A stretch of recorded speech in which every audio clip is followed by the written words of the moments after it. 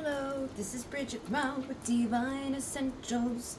Alright guys, we are doing Reiki 1, and I'm probably going to do parts of this because it takes a while to teach all of Reiki 1, and I don't feel right about trying to squish it down into a little tiny video. And the way that I'm doing this is based off of like donations, so there will be links down in the description and in the comment section. You're welcome to donate $1 up to whatever you feel like an energetic exchange would be appropriate. Usually when I teach this class, I charge $150 for people to come in person and go through the whole like 5 hours of it. And it ranges too. So like if you become a Reiki master teacher, which I am, you may end up teaching this someday. And so when you have people come to you and maybe it's just one person, it's not going to take 5 hours. And teaching it online in this way may not take 5 hours because there's nobody here asking me a bunch of questions. There's not multiple people in the class, you know what I mean? So if I was teaching a class of 6 people, it would probably take a lot longer because people have questions, people need a bathroom break, you know, we get up, we have lunch, things like that, okay? So you might want to keep those things in mind for some point in your life if you plan to become a Reiki Master teacher. And for Reiki 1, you basically are starting the process of healing yourself. And there's like things inside of this teaching that can help you to start to shift things in your life. This is obviously where I started back in 2015. This was the first class I took. I had my awakening in 2011. And I did a lot of research on my own. I was more so into the starseed stuff, but I was doing things with healing energy. So I don't believe that you need to come get like attuned to be a healer, but I feel like it can help you to understand things more. It can help you to like practice a little bit better, to understand things a little bit better, and to have a certificate underneath you. And so after this is over with, if you watch this, I think I make that part like, okay, if you want to receive a certificate from me, I need some sort of donation. You can do it through Venmo, PayPal, or the Cash App, okay? And again, any amount that you feel appropriate. When I see that come in, we can connect, and I will give you a certificate for Reiki 1, okay? Because it's a very important part of Reiki 1 too, the teachings within here, is to not just give your energy away for free all the time. I do believe that when we give, we do receive, and I do believe that some people out there may just not have it, and that's okay. But for those that do, they're going to honor this energy more when they actually invest into it. And that was something Dr. Usui ran into, okay?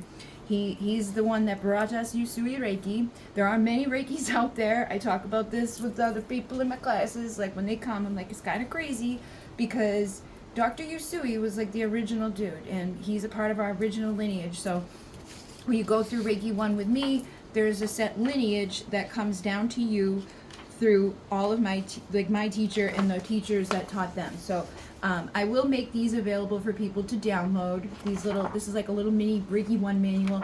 This one's like my teaching manual. It's pretty big, so I don't have it like I have to print them physically.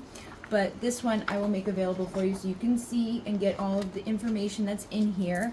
And then basically when you become a teacher, you would want that information to share with your students. Like, this is who came before you, and I'm your teacher, and then they will be the next person in that lineage. Cha-ching! I just got a cha-ching. See? When we give, we receive. A cha-ching on my Etsy shop.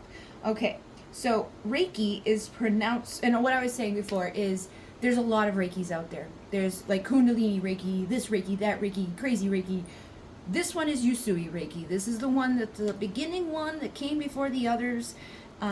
I can't say anything negative about the others because I've never taken the others. I just feel like it's kind of crazy how many have come about from it. But if you become a Reiki master, you may have your own teachings to share with others. Like I did Halcyon Light Healing.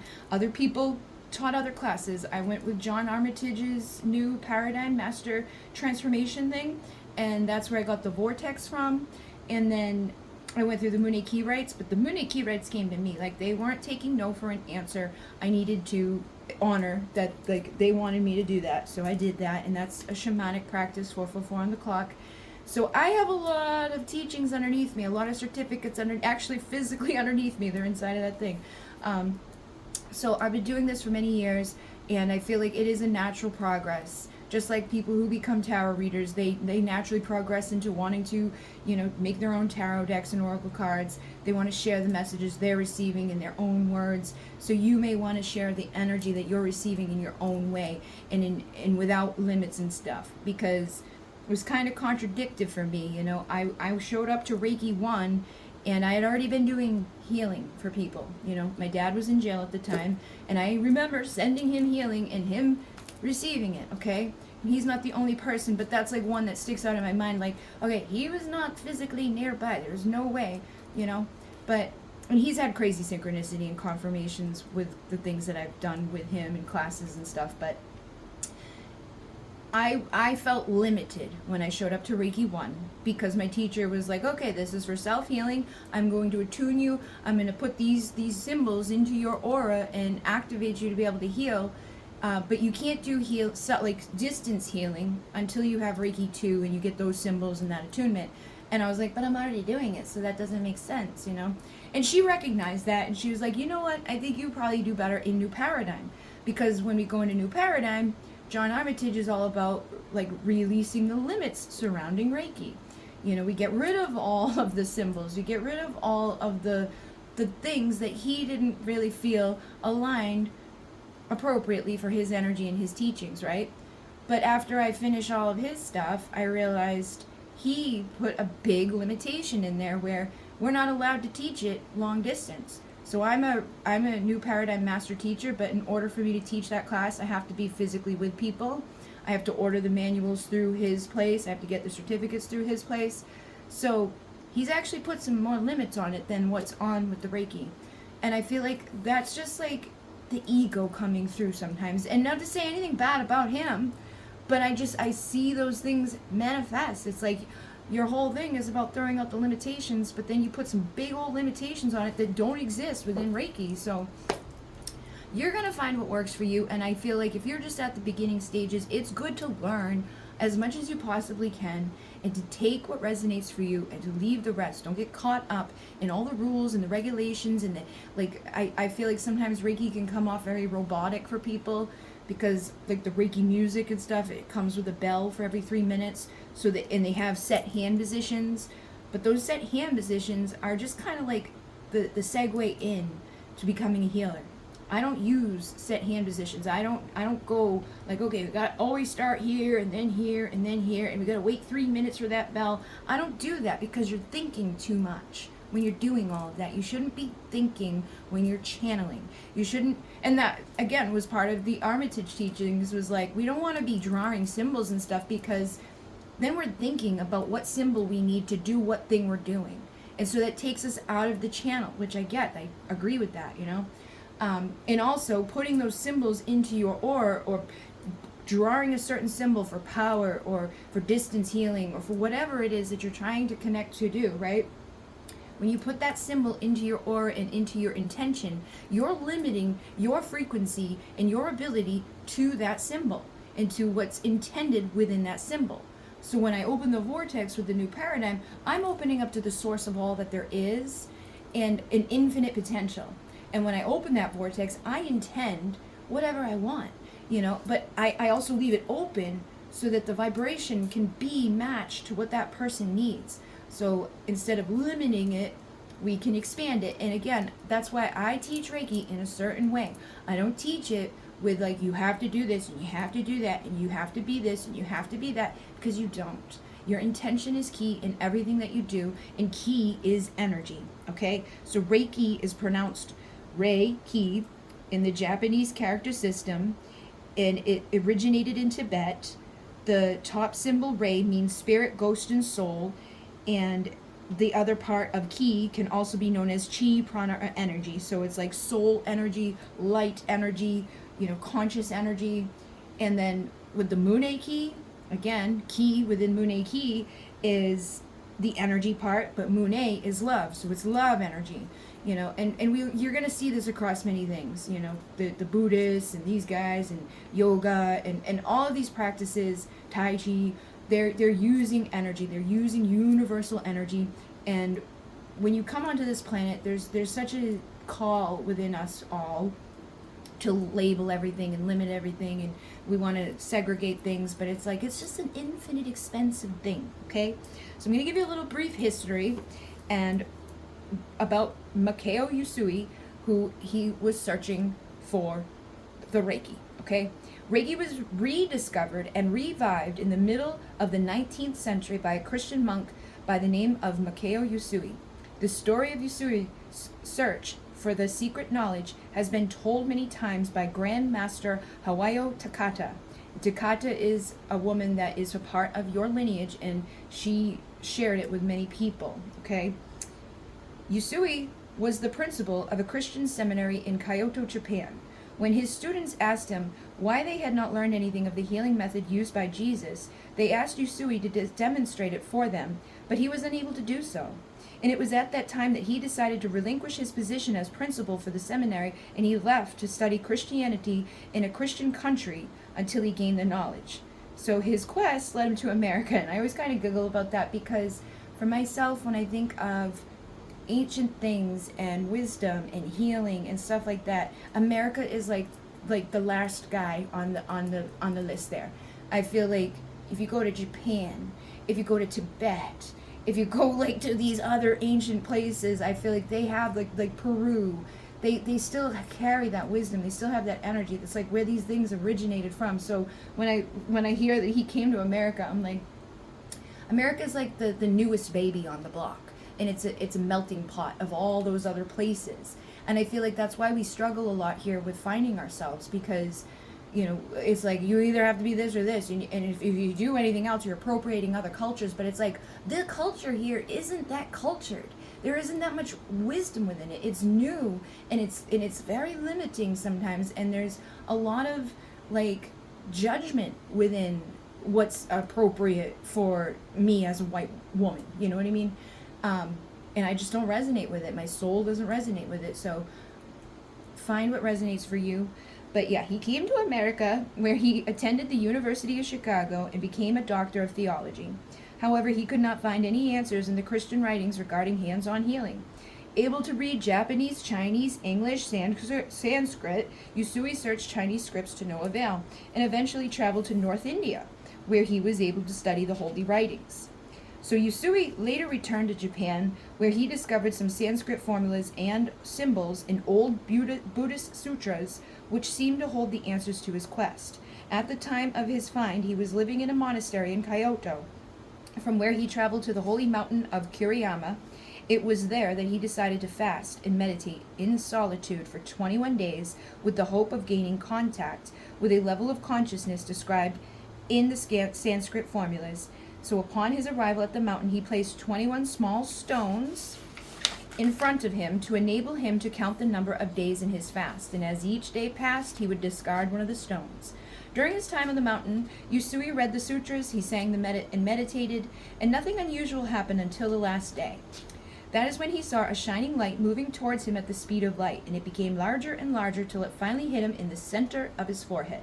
He saw millions of little colored bubbles of blue, lilac, pink, and all the colors of the rainbow, and a great white light appeared, and he saw the little known Sanskrit symbols in front of him glowing in shining gold. As he contemplated each symbol, he received an attunement for that symbol and knowledge for its use for healing.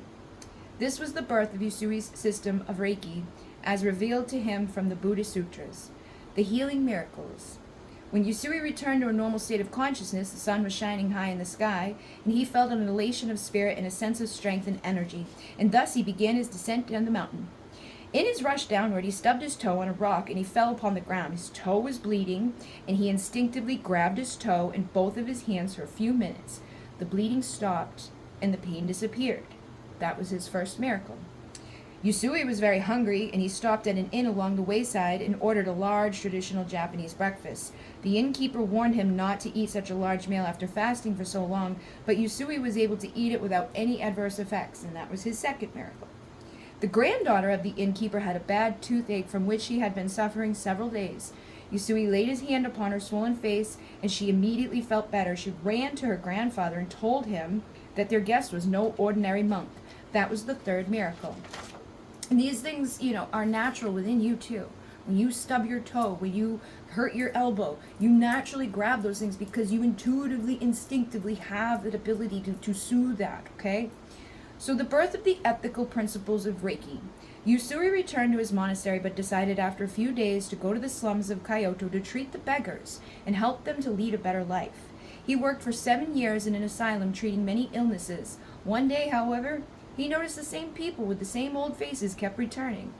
And when he asked them why they had not begun a new life, he was told that working was too troublesome and that it was easier to go on begging. Usui was deeply shaken and he wept. He suddenly realized that he had forgotten something of great importance in his healing work, namely to teach the beggars gratitude. So in the following days, he thought out the Reiki principles as follows. So there's the ethical principles. Just for today, I will not worry. Just for today, I will not anger. Just for today, I'm going to honor my parents, teachers, and elders. Just for today, I'm going to earn my living honestly. And just for today, I will show gratitude for every living thing. Soon afterwards, he left the asylum. He returned to Kyoto, where he kindled a large torch and stood in the streets. And when asked why he stood in the streets with the torch, he said he was looking for people in search of the true light, people who were ill and oppressed and longed to be healed. This was the beginning of a new part of his life, which he spent traveling around Japan teaching Reiki. Usui is now buried at a Kyoto temple with the story of his life on his gravestone. It is said that his grave was honored by the Emperor of Japan. One of Usui's closest collaborators, Dr. Shizuro Haishi, took his place, becoming the second Reiki Grand Master in a line of tradition. He ran a private Reiki clinic in Tokyo until 1940, where unusually severe illnesses and disease could be treated with Reiki. This clinic is where Haiyo Takata of Hawaii first received Reiki treatments that would later lead her to study with Dr. Haishi. So Takata returned to Hawaii after her studies and was made a Reiki master by Haishi when he visited the island in 1938. Upon his death in 1941, Takata succeeded as Grand Master to carry on the great work. And on December 11, 1980, Takata passed to the higher side of life, leaving 22 Reiki masters in the United States and Canada, and those are the ones that have come before you and have been passed down through that lineage, okay? So, the other thing about the teachings that I want to make clear too, because a lot of people get caught up in, like, am I doing it right? What if I mess up? Like, what if I don't put my hands in the right place? Or what if I draw the symbol wrong? But back then, because they were trying to, like, keep it in a way of, like, they weren't doing it in a way to be harmful, but they kind of harm things, because when you think about the telephone game and you're like, hey, ba-ba-ba-da-boop, and you say this and you say this and you say this, by the time it gets to the last person, it's been totally distorted and it's all messed up. So back in the day, they didn't have manuals. They didn't have pictures of the symbols. And I have seen for my own self, with my own eyes, many variations of the different, like, symbols that are associated with Reiki. This is like the attunement page that I have, and it shows you some of the different symbols that have been drawn within the Reiki teachings. But I have seen different variations and interpretations of that. So these 22 students back then, they were getting everything taught to them by memory. And then they have to teach that to their students and their students and their students and their students. So that was part of why John Armitage came along with New Paradigm too, to say, like, it got watered down over the time. And that was part of the reason why he didn't want it to be taught long distance, because he felt like it could get lost in translation. But it doesn't matter, because you could have a person sitting face to face with you, zone out and not pay attention. You could give them the manual and they may still take it and change it. And I'm a believer that if that happens, there's probably a reason for it. And at the end of the day, your intention is the key. So again, key, energy. Your intention is the energy. If you intend for a certain frequency and energy, that is what's going to happen. If you can envision in your mind the symbol that you're trying to come up with, and instead of stressing yourself out, and like, because like this one here has a lot of little lines. There's like 30 something lines on this one here, and it's hard. You got like 1, 2, 3, 4, 5, 6, 7, 8, 9, 10, 11, 12, 13, 14, 15, 16, 17, 18, 19, 20, 21, 22, 23. You know what I mean? You keep, and it's the Hansho Zei Shonen. But like that right there, that took me a long time to practice and be able to draw it out and all that. But now when I do an attunement, I'm more so like envisioning it. I see it in my mind's eye, and I'm like, okay, I see it, boom, send it. So I'm not like literally sitting there. Because also when you do these attunements, you've got to hold your breath and like squeeze your perineum and basically do like a Kegel while you're doing it and go around the person and do all these things. So to be doing all that thinking is again, we're not in the energy, we're not channeling. So I stress this to everybody, no matter what class I teach, don't get caught up in the exactness of it. You don't need to know every single little line or every single little like hand placement for you to be a divine channel. I find the best sessions that I've ever had with people is when I throw all of that away and I just go with the flow to where I'm guided to go, how I'm guided to go there.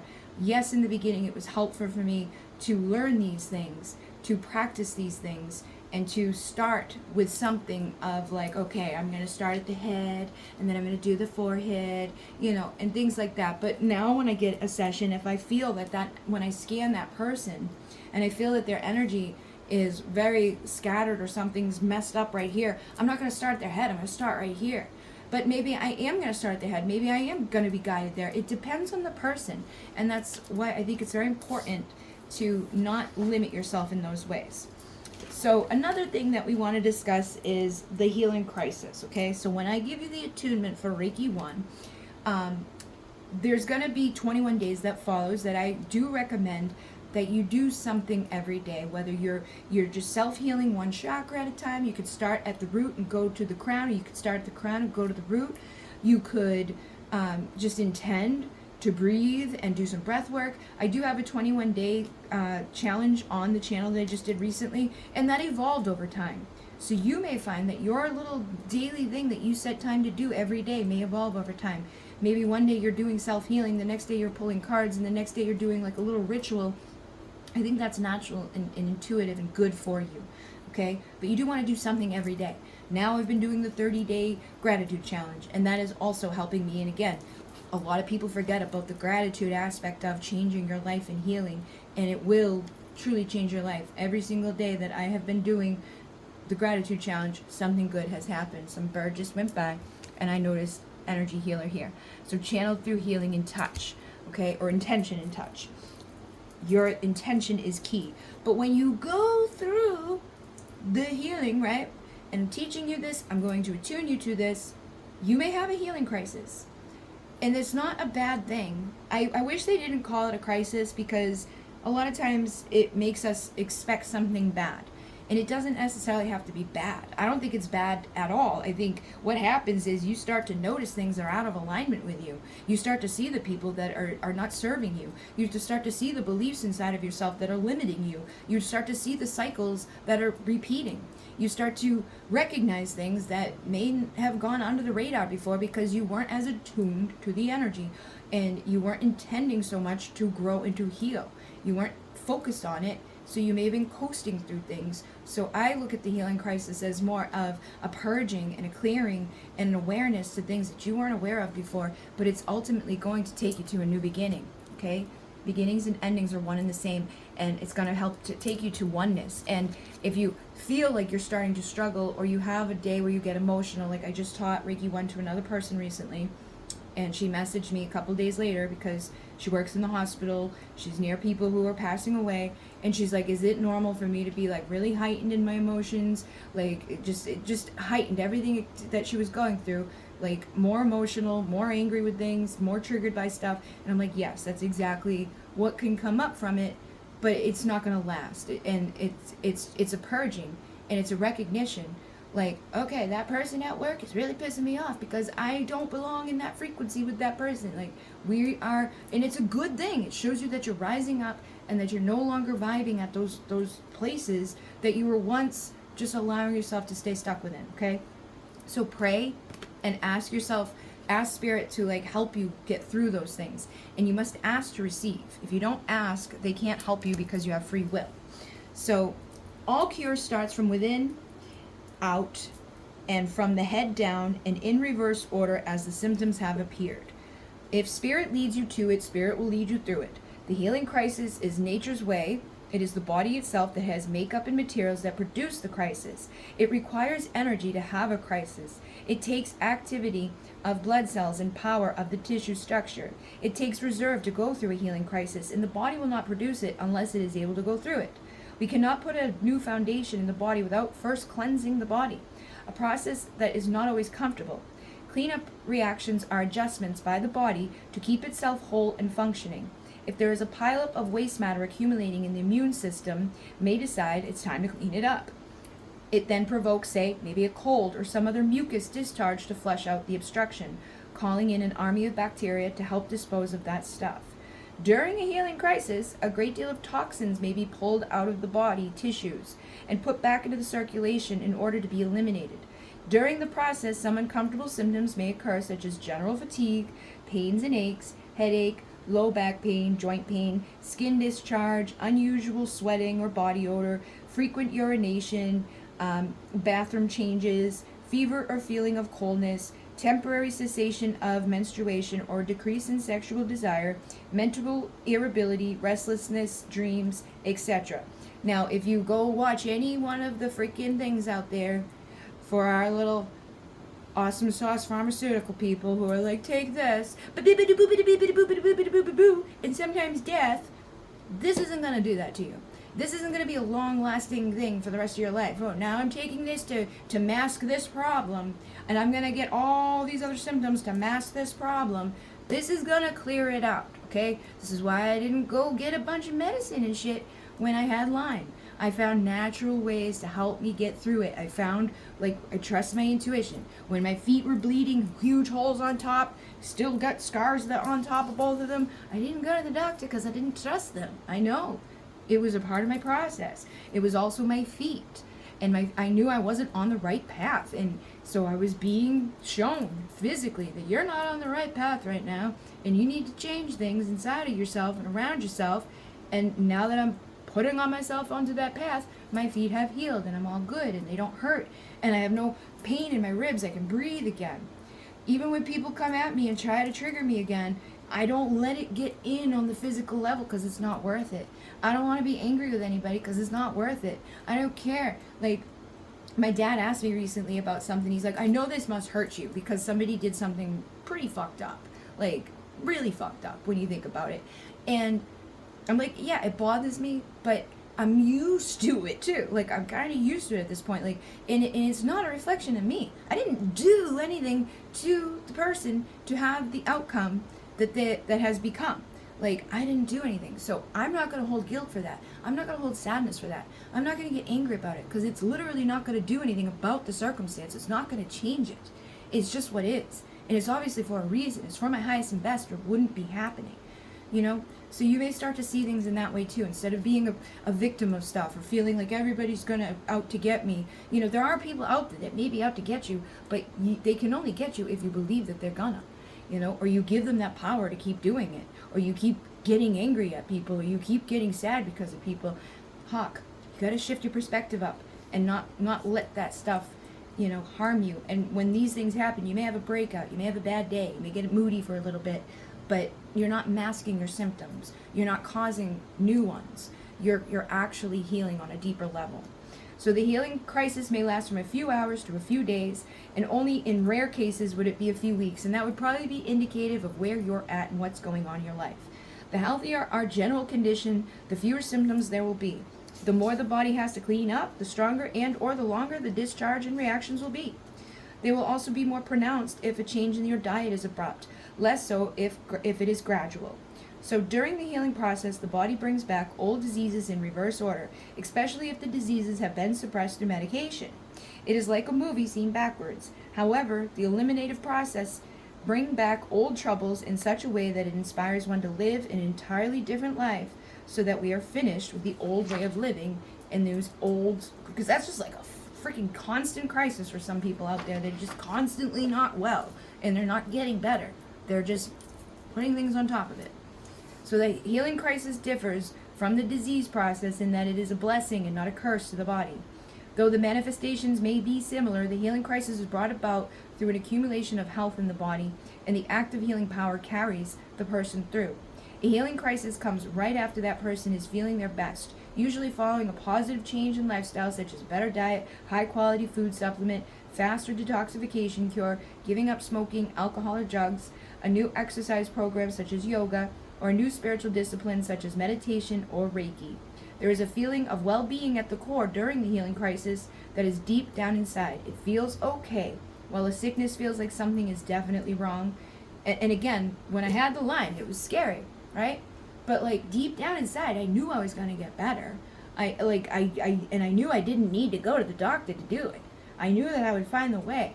Did I have days where I felt miserable and I wanted to kill and die and just give up? Yes. Did I have days where I thought I was gonna die? Yes. Was there a time where it got really dark? Yes. But like, if I had really gotten scared, I would have gone to the hospital. I never went, you know? The average person develops a healing crisis within 3 months, but sometimes it does not come until a year, if at all. And again, it depends on you and what you've got going on and what you've been through. The young person will have a healing crisis much more quickly than those of advanced years. A once crisis is not always enough for a complete healing. It takes 90 to 120 days to renew all the red blood cells, and after about 3 to 4 months, the healing process shifts deeper. It begins to pull debris out of the intercellular spaces, and very often a new manifestation of discharge symptoms show up at the time. After the initial 3 to 4 month period, there may be a few more discharges on and off for the following 6 months to a year. Each healing crisis is followed by increased vitality and a greater feeling of well-being. And again, guys, I did my Reiki in 2015, and it was just like 2 years ago that I got bit by a tick because I wasn't in alignment. I was giving too much away. I wasn't paying attention to the principles of all of this stuff. You know, I was draining myself. I was overdoing. I was overgiving. I was overextended. And so the tick came and sucked my blood and sucked my energy, and it was a representation of many things, and it impacted my feet the worst because I wasn't on the right path. So you may not go through that. There's other people out there that's like, they just had a bad day, okay? So don't be scared. I really wish they didn't call it crisis, because it's like, it scares people. All right, so we're at 32 minutes right here. I think I'm going to come back and we're going to start talking about the chakra system and other aspects. If you have any questions so far, please let me know, and I will post the next video very soon. Thank you very much. Namaste.